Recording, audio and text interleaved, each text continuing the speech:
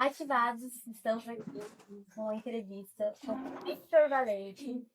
Victor, seja bem-vindo à IBG, muito bom Muito recebê-lo obrigado. novamente. A alegria é minha de estar aqui com vocês de novo. Obrigada. E a gente começou a primeira sessão da conferência, gente.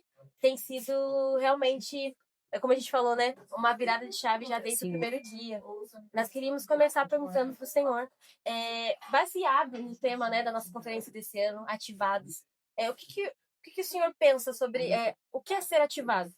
Bom, eu acredito que quando nós somos ativados pelo Senhor, isso inicia uma mudança de vida em nós, né?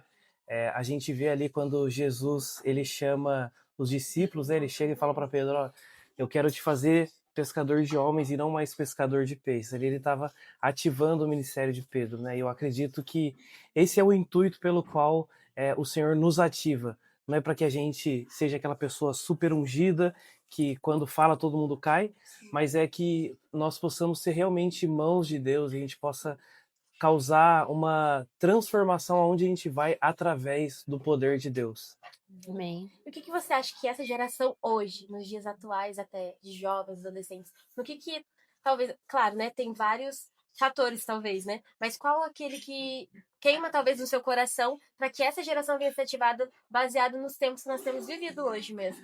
Bom, eu acredito que algo que é muito importante para a juventude hoje entender é a importância de nós entendermos quem nós somos diante de Deus e qual que é o nosso papel aqui na Terra, né?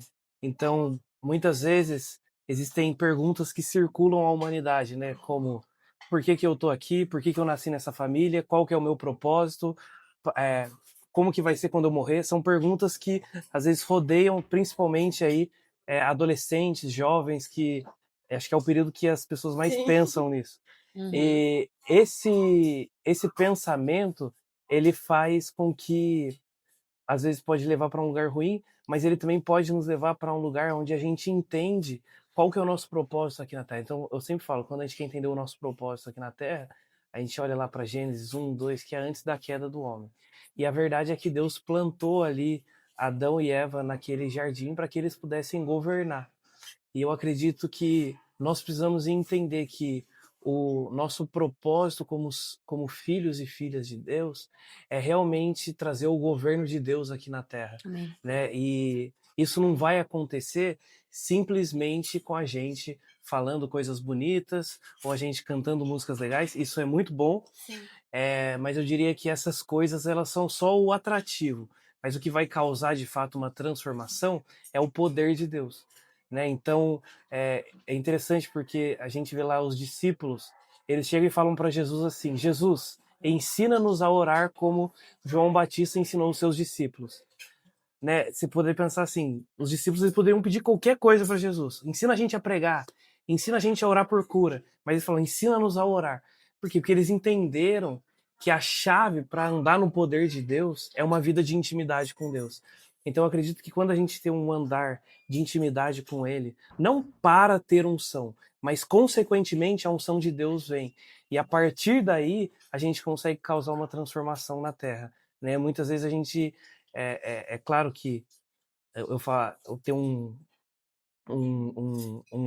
uma pessoa que falou a seguinte frase: a Bíblia é um leão que não precisa ser defendido. Então você abre a jaula e deixa o leão. Você não precisa ficar defendendo o leão. O leão ele Então. sabe, a Bíblia ela é isso. Mas também o mundo precisa ver a manifestação do poder de Deus, né?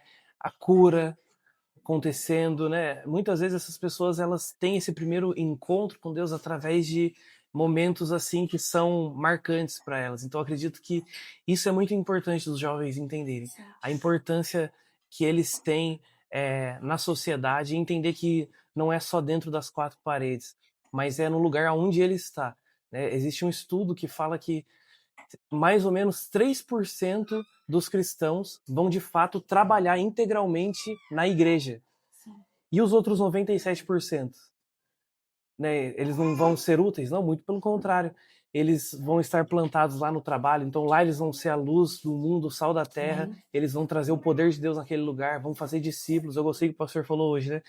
No seu trabalho, a sua segunda maior função é você ser um bom funcionário, a sua primeira é fazer discípulos, e de fato, quando a gente entende isso, que nós somos embaixadores do reino de Deus, aí essa mudança começa a acontecer na nossa escola, no nosso trabalho, no ambiente que a gente está inserido.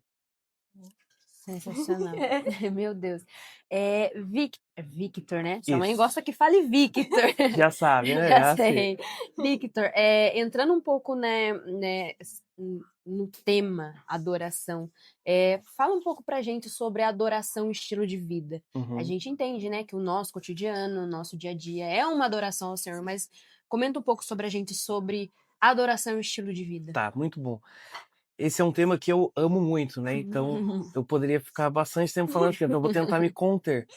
Mas é muito interessante, eu gosto de falar assim, para eu explicar o que é adoração, é mais fácil eu falar antes o que não é adoração. Então, o que não é adoração? Adoração não é música, adoração não é um estilo de música, adoração também não é louvor. Louvor e adoração são coisas diferentes.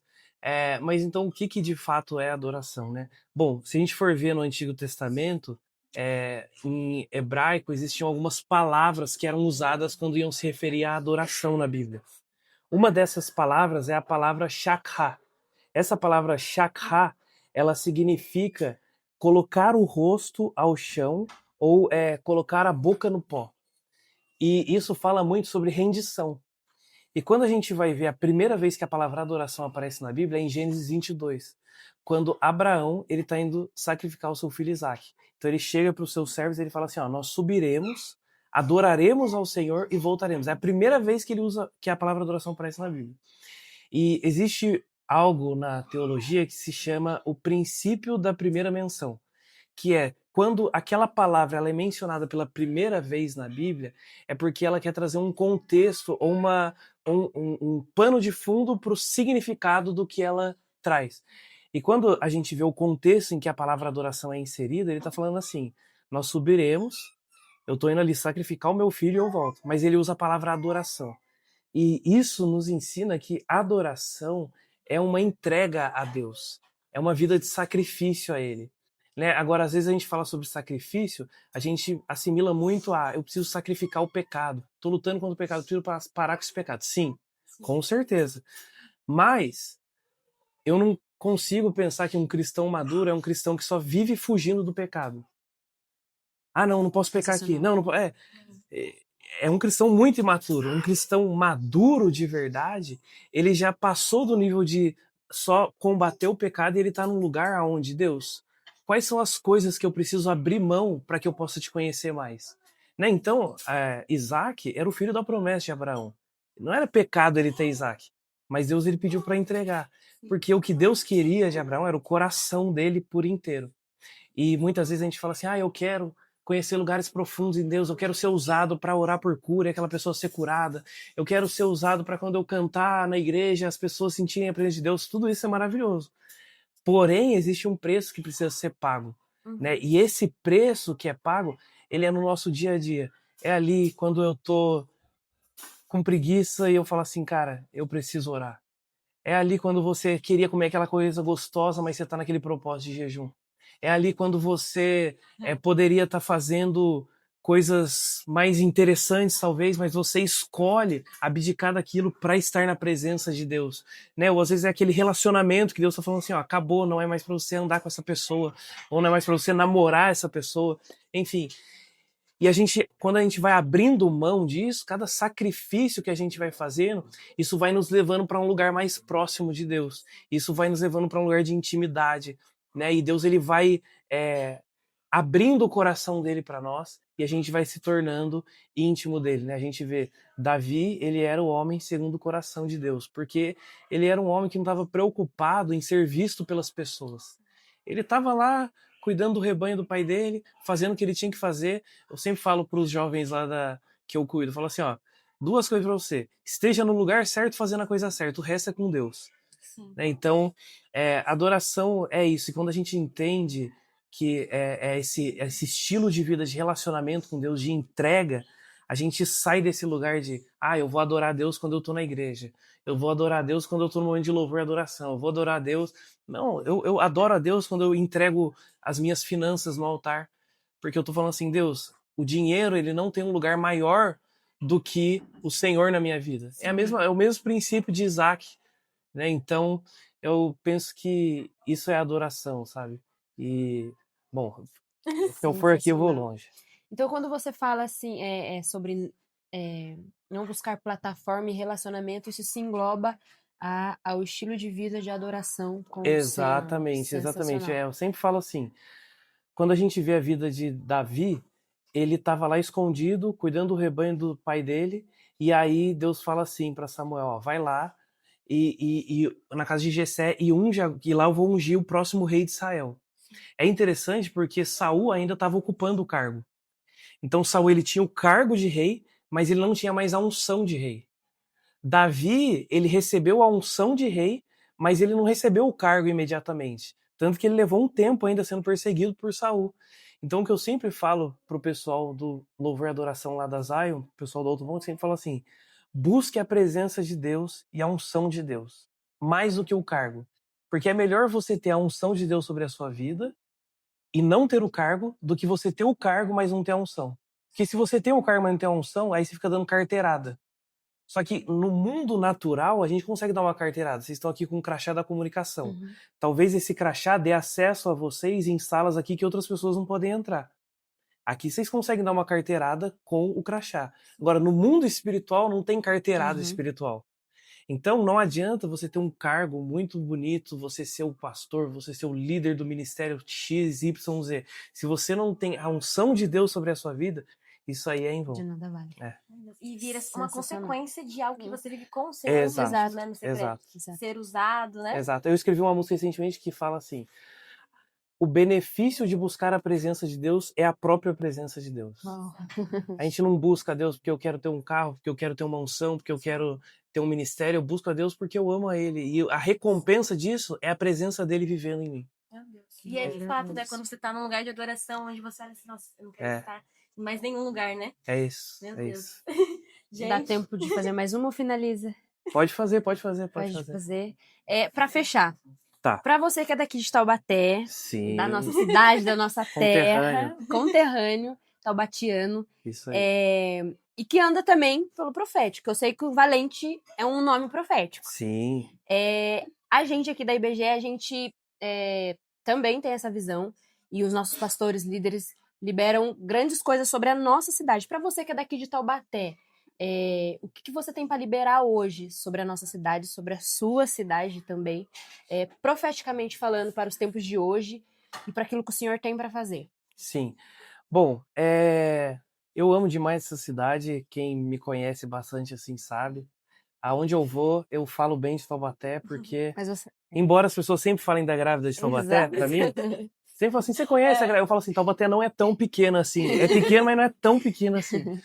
Mas tem algo que me marca muito toda vez que eu venho pra Taubaté, é que quando eu tô chegando em Taubaté, eu não sei se vocês já repararam, mas tem bem na estrada, assim, entrando ali pra pegar a Dutra, saindo da Carvalho pra pegar a Dutra, tem um muro bem grandão escrito assim, Taubaté, terra de adoradores. Não sei se vocês já repararam. Sim.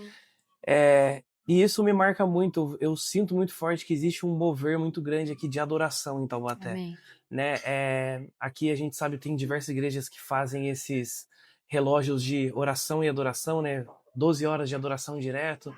E eu creio que isso é algo muito profético, assim. Amém. O que eu sinto sobre Taubaté é que a partir daqui Deus vai levantar ainda muitas outras pessoas que vão impactar o Brasil através do louvor e adoração, que vão levar realmente esse verdadeiro significado do que é adoração.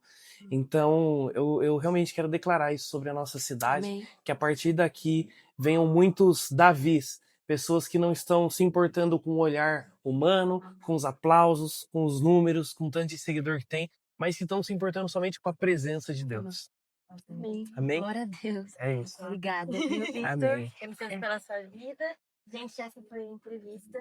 Se prepare que vem muito mais por aí. É isso aí. Obrigada. Imagina.